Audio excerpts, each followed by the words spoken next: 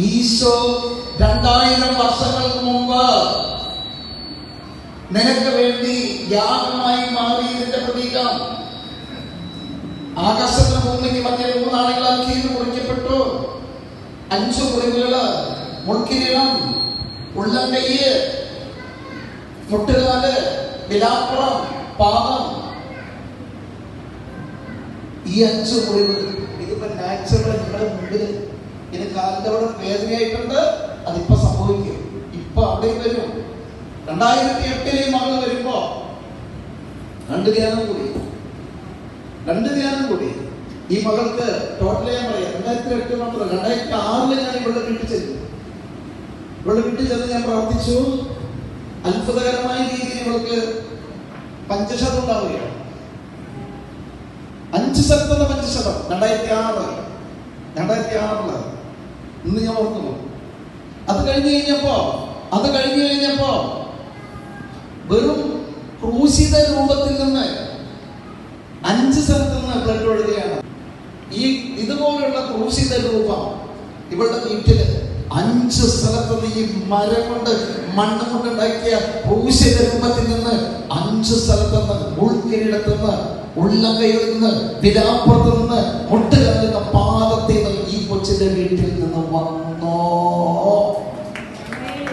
ഈ മകളെ മാതാവിനെ കുറിച്ചത് പ്രാർത്ഥിച്ചപ്പോ ഇവൾക്ക് തലയിൽ നിന്ന്, ഉള്ളംകൈയിൽ നിന്ന്, പാദത്തിൽ നിന്ന്, വിലാപ്പുറത്ത് നിന്ന്, ഈശോയുടെ വിലാപ്പുറം പോലെ ഇവൾക്കും 5 സ്ഥലത്ത് ബ്ലഡ് വരുന്നു. കുർബാന നമ്മുടെ ധ്യാനത്തിൽ വന്നപ്പോ അലക്കി കീഴ്പ്പെട്ട് തളർന്ന പെണ്ണായിരുന്നു.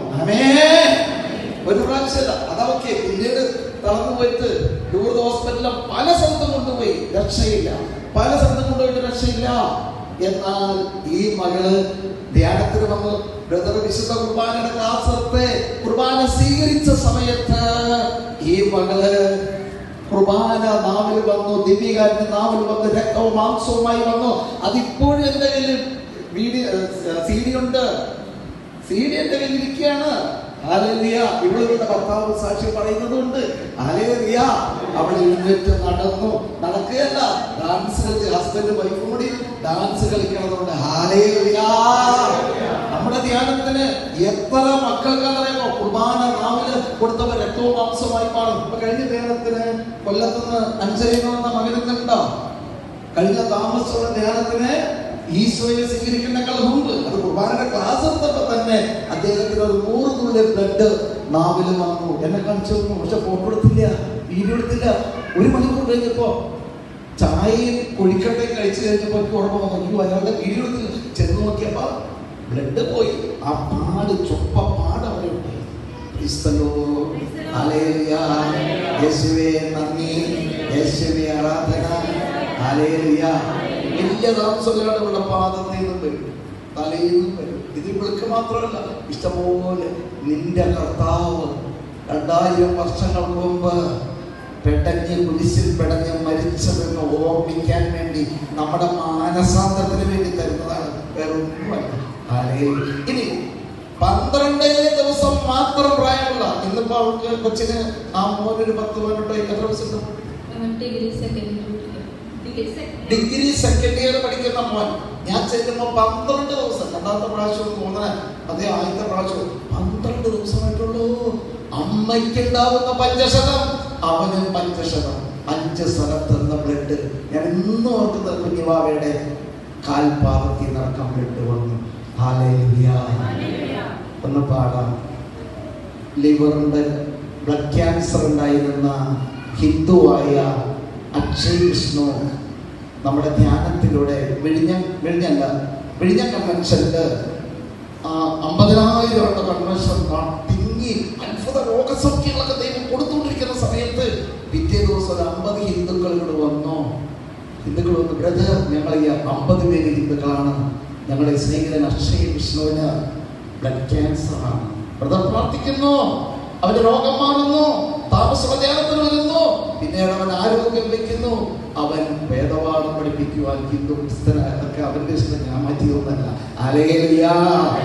അവൻ പാടുന്ന ഒരു പാട്ട് ഞാൻ പാടും. ഇന്ന് നിങ്ങൾക്ക് കിട്ടാൻ പോകുന്ന അനുഗ്രഹങ്ങൾ ഓർത്ത് എന്തൊരാനന്ദമേ ക്രിസ്തീയ ജീവിതമേ,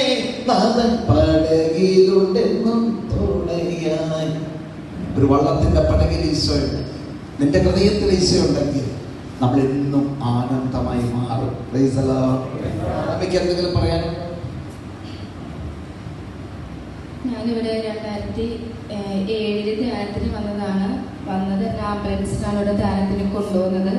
ഇവിടെ ബ്രദറിൻ്റെ സഹകരണത്തോടെ എനിക്ക് കിടന്ന് ധ്യാനം കൂടാനുള്ള അവസരം ഉണ്ടാക്കി തന്നായിരുന്നു.